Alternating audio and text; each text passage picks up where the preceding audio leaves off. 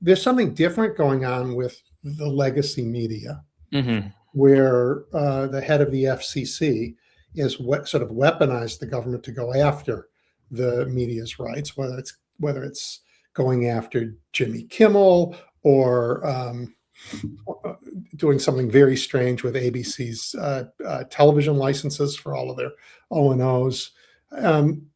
Do you think the attack on traditional media is um, um, has it contributed to the need for what you do? I think so. Yeah. I mean, listen, I'm not bought by any billionaire. No corporation controls what I put out or when I put it out or how I say things. So I do think so. I wouldn't say it's a need more so than my success and the success of independent media is a byproduct of what we're seeing from corporate media, right? Because of what we're seeing at CBS and the big Paramount merger and soon CNN, you have really good journalists fleeing these stations and starting their own media entities. Mhm. You have independent media rising quickly because of it. And that trust factor that many people lack in mainstream media, they don't with folks like me. And so I do think it's more of a byproduct rather than a necessity. But as we continue down this path, it will become more and more of a necessity, I think, overall. Yeah, a lot of people are worried about it. They're like, "Well, we don't have any unity in America because we don't have that era where there was just, three big people telling us the stories." And I get that. But again, when there were only, three major newscasts around the country, so many stories of Americans never got told. I mean, For sure. we didn't Boxtown, nobody would have ever mentioned it in the old days of media. It didn't exist for most of America. So we didn't really get to know ourselves. Now, though, we're knowing ourselves, but there's an awful lot of crap in the news ecosystem. No, 100%, 100%. And I think that it's why we need a strong media generally, whether independent or mainstream. It needs to be strong. A Mhm. strong independent, a strong media protects the people. And how do people get to sort between the truth tellers and um, the ones who don't have a different agenda? Yeah, fact check yourself, I think, is important. I think one of the reasons I do this work in the first place is because media literacy, ethics, and civics aren't taught in all schools across the country to all kids. And so I think there's a real need for people to learn media literacy and learn what a firsthand source is, what a secondhand source is, where to get information. If I say something, just because I say something doesn't mean it's law, right? Just because the president says something doesn't mean it's law. Go and He research it doesn't know yourself, that, but yeah. right? Like, and dig in a little bit yourself and use your resources around you to find out the truth and whether it's what I said is true or not. So I think it's important that people learn those tools. Yeah, I mean, I've watched few of your broadcasts, and you don't say. I mean, you tell people where you're getting your sources. For sure. All the This time. is who said it. It's so the transparency is a big part of um, helping people sort through what's true and what's not true. Yeah, 100%. Yeah. Um, uh, are you worried at all that the government? I mean, I think for so much of media and reporting, but also for commerce in America, um, reporting from the federal government's been very important. Just the data that comes out of the government. I mean, and that data is everything from the weather to how many cattle are in Montana, to census data. Are you worried that the integrity of that is not going to be with us much longer?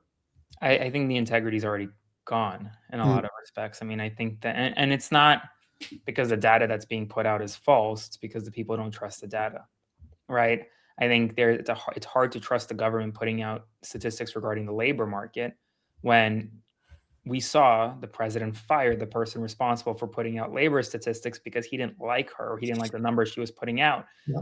Now, the Bureau of Labor Statistics, I personally believe, is still putting out accurate numbers today, but that doesn't mean the average American should trust it blindly just because they're the Bureau of Labor Statistics when we saw what Trump did just 6 months ago. So I think, unfortunately, actions by the administration have reduced Americans' trust in government.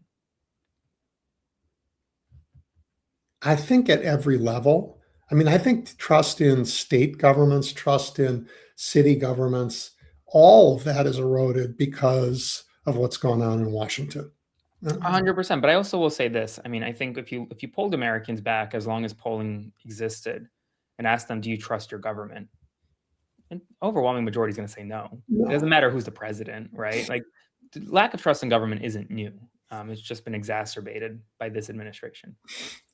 Yeah, I mean, there are times when we like what the government does. I mean, during FDR's time, he had a lot of support for very big changes to the Yeah. government that made life better, but that still people griped about it. I mean, George Washington wrote this wonderful letter that said, if I had known I'd be treated like a common pickpocket, I never would have run for a second term. Yeah. I No, mean, 100%. we like picking on our elected leaders. That's part of Yeah. the birthright. 100%. Yeah, yeah. And not every politician understands it or can take it. No, they can't. A lot of them are thin skinned. Yeah. Have you? I mean, you didn't do this in a former administration, but I mean, this is a particularly, my words, not yours, repulsive cabinet to have to report on, because Exhausting one.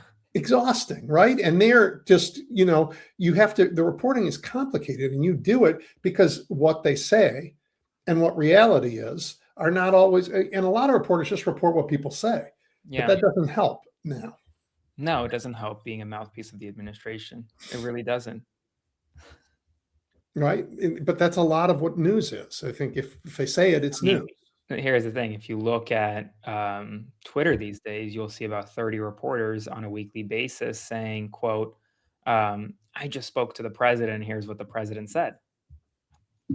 I have the president's phone number. I can call him tomorrow if I wanted to. I'm not going to do that because I think it doesn't move the ball in any way, forward in any way. Well, you're raising a point that has been true. I mean, it's particularly true now, but it's always been true that this thing called access journalism is a compromised sport.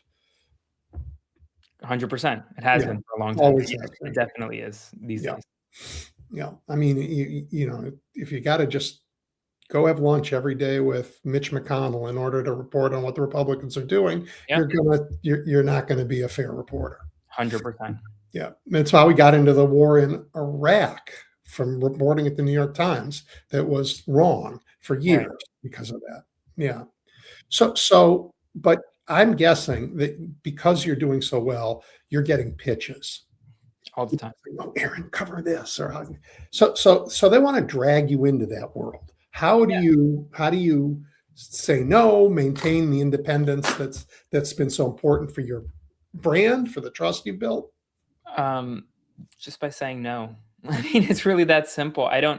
think because of the brand that I built, I don't need to rely on anyone else. So, like, I could not take a single pitch from a single person and still be successful because of what we built. So it's really self-sustaining. I don't Yeah. need any outside backers. It really is an amazing kind of business, and it's an amazing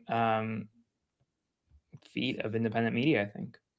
Well, curiosity helps too. I mean, I get pitches all the time and I don't pay any attention to them because they're people like you that I want to talk to, Yeah. that I'm curious about. And Yeah. that's how, right? And curiosity turns out to be a better guide than the pitches that are in my inbox.